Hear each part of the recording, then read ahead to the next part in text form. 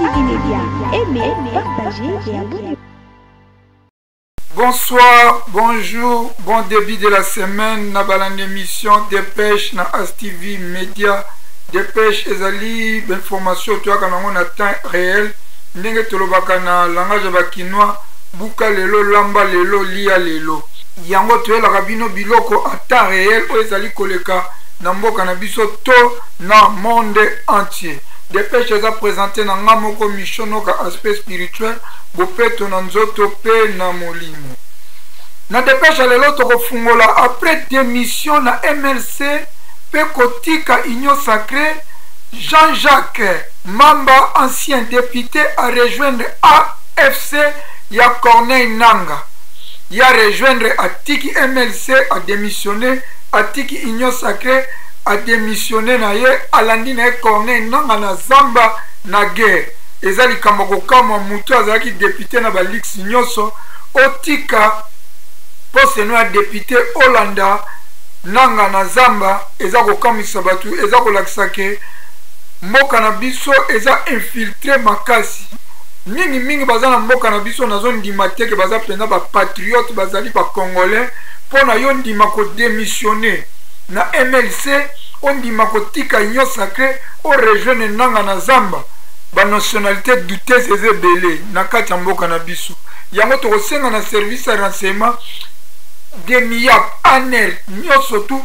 Il faut pas ça que enquête na bateau baza ba député ba sénateur ko ba source na bango bazali wapi ba uta wapi ko sala ka penga enquête ezate ka mutaye ko sarole ka na carte électeur te mutu nyoso alinga comme député il faut pas identifier source na origine na ye e ko zala penga malam mingi pona ko stopper likambo ya traitisme o bokolanda ye ndeko Jean-Jacques Mamba o akomi rebelle bokolanda moi discours na ye asali. Suite ya ba combat na Sud Kivu na ba M23 route nationale 5 ezali coupé vers Sake ezali coupé suite ya ba tempéri mbule betaki et memi pont mais bota la condition nini ba compatriote na biso o baza ko uta Uvira baza ko kende Bukavu ndenge bazali ko katisa ba créer kaka système na bango na système a sauve kipe pona ko katisa ezala ko kende Uvira ezala ko kende Bukavu epesi na mawa bokomona route yango ndenge mbula ekataki yango bokomona yango pe bokomona ndenge ba compatriote bazali ko katisa na dépêche ya lelo. Guerre ya Rwanda M23 na Nord Kivu ba membre ya communauté Tutsi congolais o ba benga baza ba Tutsi congolais ba boy Paul Kagame na mutema moko balobi Paul Kagame atika ko s'autoproclamer protecteur na bango bango balobi bazali na problème bien sûr bango balobi bien sûr bazali na problème mais bazali na posate Paul Kagame azala interprète na bango na communauté internationale posa na bango bazali ko senga bazala protéger pe défendre na mboka na bango Congo alors bango balobi bazali communauté Tutsi biso tokokota nango duti pona nini malgré division ezali na kati ya Congo bamususu balobi communauté Tutsi na Congo ezalaka te bazali banyamulenge ba Rwanda bazonga na mboka na bango kasi président Félix oyo azali numéro 1 ya mboka na biso alobi banyamulenge bazali congolais pe mingi bakufa pona kobundela Congo bokolanda discours ya banyamulenge ndenge batelemeli Paul Kagame bokolanda pe discours ya président Félix oyo alobi bazali ba congolais na dépêche oyo elekaki tolakisaki bino nzela pa Rwandais batongi kobanda Bunaga na Sake tina Rwanda pona komema ba minere na biso kasi lelo toyeli bino bomona ndenge bazali ko transporter ba minere na biso na ba moto bazali ko kene nango na nzela oyo batrasaki kasi biso tokobakisa bwe est-ce que ba drone Sukhoi ba avion de chasse Sukhoi na ba drone ya FARDC est-ce que ezali komona banzela wana te pona ko bombarder bango bazali ko kene nango na facilité nyonso pe bazali ko sala ngo régulièrement yango tozali komona ke guerre eza na complice na bata gouvernement pourquoi FARDC azali ko bombarder bat oyo te faci na belolo 3 fois. Il faut oloba vérité na peuple. Pourquoi FARDC azali ko bombarder bangote à moins d'escarmouche ba beti bombe salité mais o eza vis-à-vis baza ko matériaux na Bunagana Saketi Rwanda. Pourquoi ba skoi ba drone eza ko bombarder bangote toza na posa to ba vérité oyo pe lisusu kaka ba Rwandais donc ba Rwandais kaka bazo bomba Congo otala bana mboka nzela batongaki elengesa pona ko protéger pona ko faciliter nzela na mboka kaka biso moko ba Congolais toza ko keno ko buka nzela wana pona ko zwa bibende to keno ko teka destruction méchante bato ya bongi basala ta 10 ans de prison bakende penda libela na vie na bango tomo na bango lisusu te parce que destruction oyo ya kobebisa biloko ya sika batongi mpona mboka ebongo tolelaka barwandais tolelaka mindele bokolanda ndenge bakongolais bazali kobuka toyebi te soki esuki ndenge nini tomonaki gouverneur Ngobila akendeki kovisite place yango tokoyeba suite nango soki esukaki ndenge nini ndenge tolobaki ndenge babuki nzela kuna na elengesa Bukumesa Kalamu nda autorisaki babuka nzela pona propriété privée ya mutu moko boye ezalaki pona koteka bibende te pona propriété privée ya mutu moko boye na moment o Bukumesa azali interpellé bakangi ye azali kosamba na parquet ya Makala ndenge azali kosamba boye nayebi ke Bukumesa akozala penza condamné yango toza kosala kaka ke justice esala mosala nango po baye mosusu pe bazali na basituation wana babanga na mikolo ezali babanga na mikolo ezali koya. Monsieur Jean-Jacques Njoli, un sénateur ou un vice-président CENI, en tout cas, les patriotes congolais dans les réseaux sociaux, internet, partout, va critiquer Monsieur Jean-Jacques Njoli parce qu'il a défendre le président Félix Tshisekedi.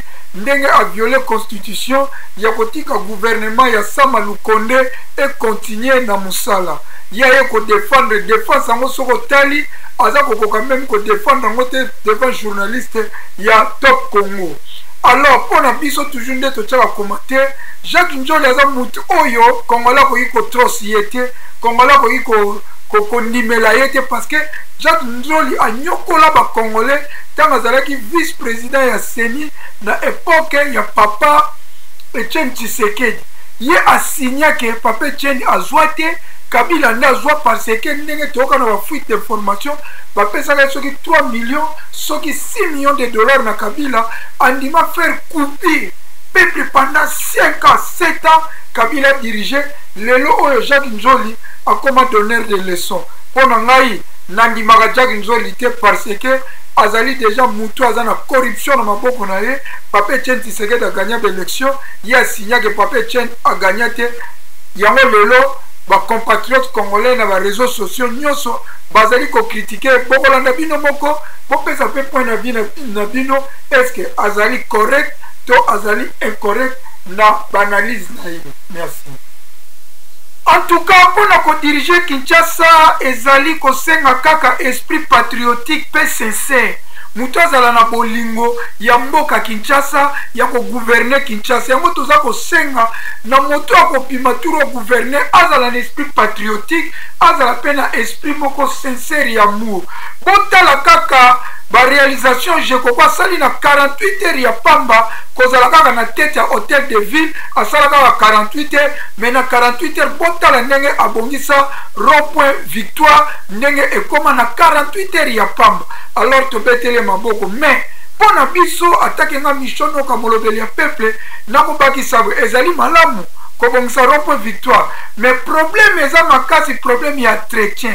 Et loko nini je ko préparer pour na traité ya likambu oyo parce que biso na Congo culture ya traité tozalaka na ngote Congo la ko tongelo ko kitoko lobi na ngoko beba a traité zake bokene na lava disait potela immeuble la lava disait et comment le la poubelle le la toilette parce que a traité Congolais za na ngote makambu ebele ba aéroport anjil bisika nyoso public ya malamba pa o basali ba traverser okomone za ko beba parce que Congolais a na culture à traité yango to comme ça je koko sali malamu mais yebisa biso programme ya entretien nango ezali ndenge nini, budget ya entretien nango ezali ndenge nini.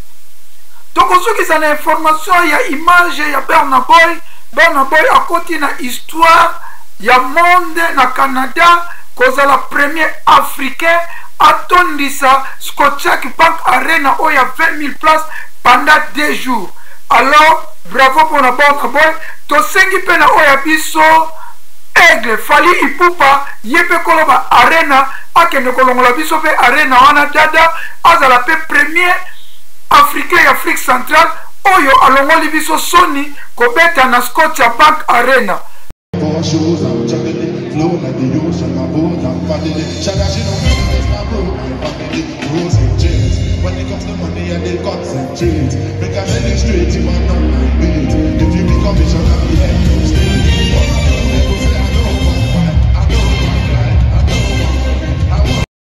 Avançado a Ginium.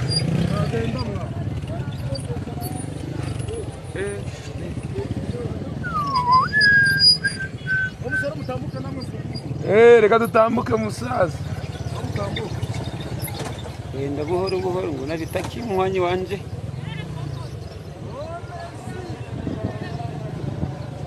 Usha. Oya. Hazifoto epe. Turukumanuka mu misozi yo hejuru.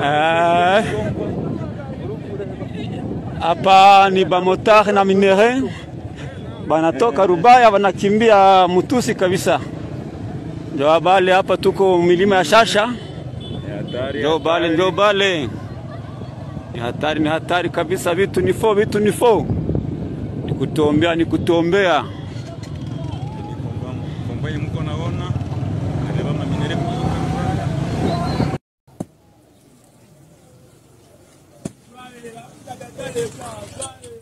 Des birins et des marteaux pour détruire une chaussée que l'État a mis du temps à construire pour désenclaver des centaines de milliers de Congolais. C'est dire que les cerveaux ont été remplacés par des chiffons. L'affaire prend un relief particulier lorsque l'autorité municipale, bourgmestre de la commune de Makala, est celle qui donne l'ordre pour que la destruction d'un domaine de l'État soit faite au profit d'un domaine privé. Un procès en flagrance se tient au tribunal de Kalamou pour que ces jeunes inciviques, leurs bailleurs de fonds et le bourgmestre répondent de leurs actes devant le tribunal. Les autorités judiciaires se sont saisies du dossier pour dissuader tout acte de ce genre partout sur l'ensemble du pays. Le procès va se poursuivre pour établir les responsabilités et servir d'exemple à d'autres écervelés qui tenteraient ce genre d'incivisme. Tunapendelea kuwajulisha wote wana grupe kama kilalo ya Sange naenda wandugu hivi, hatujui tutakuwa wageni wa nani. Hakuna kwenda Uvira, hakuna kwenda Bukavu. Watu wako ngambo ya Sange hao wanashimama wa mama na mavitunga na majembe nini. Nakwambia dunia ni matata, muangalie. Tuko hapa kwa kilalo ya ile ya zamani ndio tutashimama hapo. Muangalie ngambo ya yulu kutoka milimani mtoni kisiko na shuka wa ndugu. Ngambo ya Uvira muangalie sasa nao watu wanashimama na magari zinashimama. Kongo ni mateso wa ndugu, Kongo ni mateso. Angalieni mai gisi inakimbia hapa.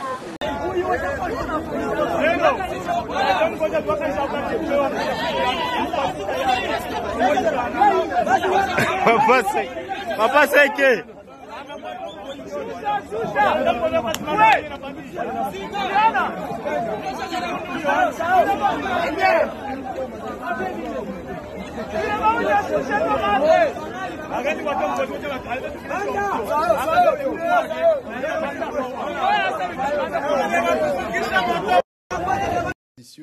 Passation pacifique du pouvoir, il n'y a aucune balle qui a tiré, il y a des choix qui ont été opérés et je pense que M. Tshisekedi a privilégié de l'héritage du nom de son père de telle sorte que les Congolais ont toléré à ce moment-là qu'il soit président, mais pas parce que c'était lui, mais parce qu'il s'appelait Tshisekedi. Parce que son père, pendant 30 ans, a investi dans la constance, dans la lutte non violente, et malgré qu'il savait qu'il ne l'avait pas voté, il s'était dit, bon, peut-être qu'avec lui, ça pourra fonctionner. Et malheureusement, c'est pire qu'avec Kabila. Donc, on peut avoir des discussions à longueur de journée. Ici, moi, ce que je vous dis, c'est quoi? C'est que si un Chinois arrive dans l'AFC pour nous dire qu'il est prêt à nous aider pour que notre Congo soit pacifié, pour qu'à l'Est, il n'y ait plus de viol, pour que le Congo soit mieux géré, pour que les finances publiques soient mieux gérées, et pour que la liberté d'expression soit garantie, ce qui n'est plus garanti aujourd'hui. Moi, Jean-Jacques Mamba, je vais l'accueillir. Donc la question n'est pas qui soutient qui, parce que M. Kagame est le frère du président de la République. Il fait ce qui est bon pour son pays. Ce qui doit être fait pour son pays, il le fait. Le président du Tshisekedi dit ce qui devait être fait pour son pays ne le fait pas. Et je vais vous comparer ces deux personnages. Vous avez un, c'est le président Kagame, qui dit la sécurité. Nous devons tous, Congolais, nous mettre ensemble, tous, pour œuvrer pour la paix dans notre pays. Nous ne devons pas nous pourchasser comme communauté, tel Tutsi, tel Nyanga, tel. Non. Personne n'a choisi de naître Congolais. Personne n'a choisi de naître Tutsi ou Hutu ou Nyanga ou Tembo. Nous sommes tous des humains et nous sommes tous des Congolais. Et même les étrangers qui sont sur notre territoire, nous avons le droit de les protéger. Donc nous devons tous ensemble, la main dans la main, être avec notre gouvernement pour développer notre pays, pour pacifier notre pays et le sécuriser. Il nous a invités aussi à ne pas nous victimiser, à être avec les autres communautés pour marcher et aider les autorités provinciales à pouvoir rétablir la sécurité dans notre province. Et nous nous sommes engagés pour ça. On a évoqué le problème de l'agression, donc du Rwanda qui attaque le Congo. Nous avons été clairs, c'est un problème politique au niveau du haut sommet, mais les communautés ne doivent pas se taire. Nous avons la grande partie de notre communauté se trouve au Rwanda. C'est ce qui fait au fait qu'il y ait des problèmes. Quand il y a des problèmes entre le Rwanda et le Congo, nous sommes toujours au centre. Et ça ne date pas d'aujourd'hui, c'est depuis les années 60. Mais aujourd'hui, nous disons non. Nous avons plus besoin de la protection de notre gouvernement. Le gouvernement central comme le gouvernement provincial doit protéger les Tutsis au même titre que les autres. Donc c'est un peu de ça qu'on a parlé brièvement. Alors quel message expressement vous passez au président rwandais qui passe pour le protecteur de la communauté Tutsi congolaise? Il est protecteur des Tutsis rwandais. Il a parlé des problèmes des Congolais qui se trouvent au Congo, qui ont des problèmes. Et c'est vrai, nous avons des problèmes. Mais nous ne lui avons pas demandé d'être notre interprète. C'est sa façon de voir les choses.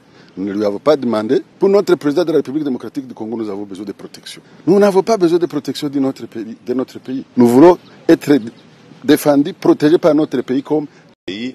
C'est 450 tribus. Ce n'est pas que avec les Tutsis congolais qu'il y a des problèmes. Il y a des problèmes même, on l'a vu récemment, pour les Kassaïens, les Luba du Kasaï au Katanga. Ce n'est pas pour ça que l'Angola, qui a aussi des populations lubaphones, se lève un matin pour dire ça y est, moi je vais au Katanga pour défendre les Luba du Kasaï qui sont menacés.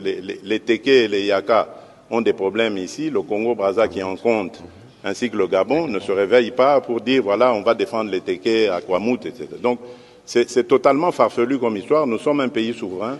Nous sommes capables de défendre nos propres concitoyens et nous sommes en mesure de les sécuriser. Voilà pourquoi d'ailleurs je profite de l'occasion pour dire que je suis le seul, si pas le premier en tout cas président de la République démocratique du Congo, à avoir dit haut et fort, en parlant des Banyamulenge, mais j'élargis même à tous les Tutsis congolais que ce sont nos compatriotes. Il y a des Banyamulenge qui sont morts pour cette République et sous le drapeau. Donc j'en ai assez de ce discours qui consiste à discriminer ces populations et à donner ainsi l'occasion à des régimes barbares comme celui du Rwanda de nous envahir, sous de fallacieux prétextes d'ailleurs. Parce que je dois attirer ici l'attention de tout le monde, et c'est très dangereux d'avoir ce genre de discours. Vous faites le tapis de ce régime criminel du Rwanda, parce que ce régime, figurez-vous, il a aussi des Hutus qui travaillent à sa cause. Il a aussi des Wazalendo qui travaillent à sa cause, qu'il a fabriqués. Et il envoie ces gens traquer, violenter, massacrer des Tutsis pour dire « Ah, vous voyez, les Tutsis sont en danger ». Donc, méfiez-vous, chers compatriotes, je ne veux pas que dans la République démocratique du Congo, que je dirige, grâce à vos suffrages, qu'il y ait de la discrimination. Tant que je serai président de ce pays, aucun citoyen de ce pays, aucune communauté tribale, ethnique de ce pays ne sera discriminé. Je tiens à le dire haut et fort et je ne m'arrêterai pas là. Autre chose. Professeur Jacques Njoli, na moku sepe na pété, baimboko balingi koyeba oyo ndeko Félix Tshisekedi asali ya kozongisa mokumba na Sama Lukonde pe gouvernement na ye ko assurer ba faire courante alors que batiki bonga bebele katina bango bakokai kotika ebonga parce que bazalaki élu misu bazalaki na choix Sama Lukonde asali na ye choix ki ndi Tshisekedi président a lobité nazana na bosenga na yo est-ce que abuki mibeko to abukite na kozamokano wana ya ko pesa isu Sama Lukonde mokumba constitution na biso na article 97 que Moussala ya membre ya gouvernement ezali incompatible à mandat nyonso électif. Alors, ce qui moto premier ministre a déposé démission, automatiquement gouvernement mobimba est quoi. Donc président de la République a l'obité que yo otikali ministre. Non, à l'obi, oui, j'accepte ta démission, mais tu continues à gérer les affaires courantes jusqu'à ce qu'on a nommé Moto. D'autant plus que le processus, il y a la nomination à Premier ministre, il a déjà avancé, il y a déjà un informateur. Et ce qu'informateur, on a Syrie, bah, on nommé formateur, bah, ça la remise de reprise. Voilà, nous là au président de la République à Zui, pour n'engager conforme à la Constitution par rapport à schéma où ils ont nommé Premier ministre intérimaire qui n'est pas constitutionnel. D'accord. Donc, chef de l'État, Azan a raison, il y a que ça là, oye, à Saluana. Sikawa, pourquoi alors, Cour constitutionnelle et Boyaki répondre favorablement na requête on de Sama Lukonde a komela qui pour na kosenga na ye ki batikala en attendant que le gouvernement se tienne en place? Non. Je crois que bakutanga arewana ya Cour constitutionnelle, bakumon a été Cour constitutionnelle éthiquement constante na oyo Conseil d'État alobaka déjà na ministre Makila sisaka Conseil d'État à l'époque pour na tuna est-ce que pour des raisons à responsabilité bokoki ko salate que totika après non Cour constitutionnelle a lobby la Constitution est claire les deux fonctions sont incompatibles. OK.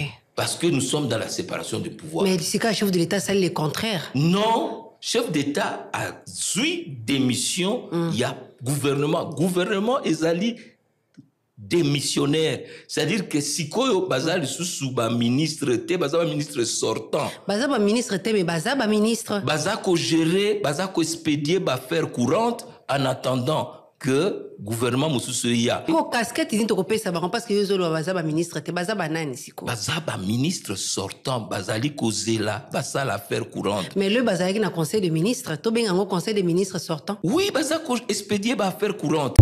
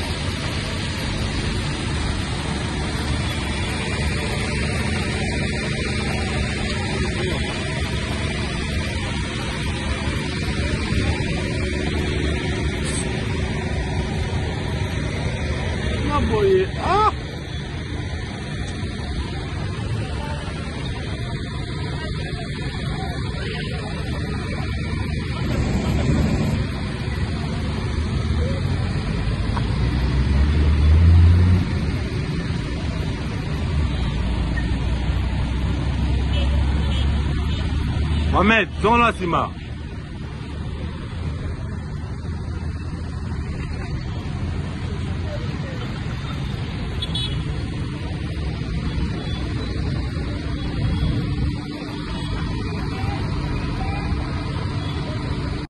Merci mingi bozaki ebele kolanda dépêche à lelo ezaki pendant na mokuse bo partager bo aimer merci mingi bolanda ki dépêche à lelo na tana bino bo pesa ki bisika nyoso bozali bo partager vidéo à dépêche à lelo bo aimer et kozala pendant malom mingi wana contribution na bino ezaki wa bino mission no aspect spirituel bo peto na nzoto pe na molimo. Que Dieu bénisse le Congo, Penzambe, apambola bino nyoso, bolandi dépêche à lelo, après ça va solution na ba problème nyoso tout bozali nango, neto kutani na ba dépêche yasima, soki ba information ezali toujours à temps réel, neto le baka buka lelo, lamba lelo, lia lelo, baba ipona lelo. Congo, Congo.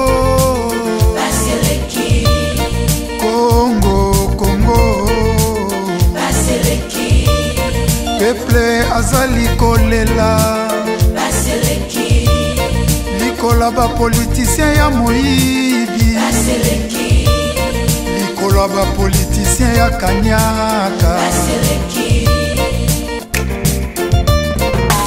Nikolo nyonso koyoka Masakre na Beni Ituri Minembwe kokende Nikolo nyonso koyoka Ba million Namboka Banzela ezate Dele sage Maya microbe Peuple azali kolela Baseleki Active Média, aimez, partagez et abonnez-vous.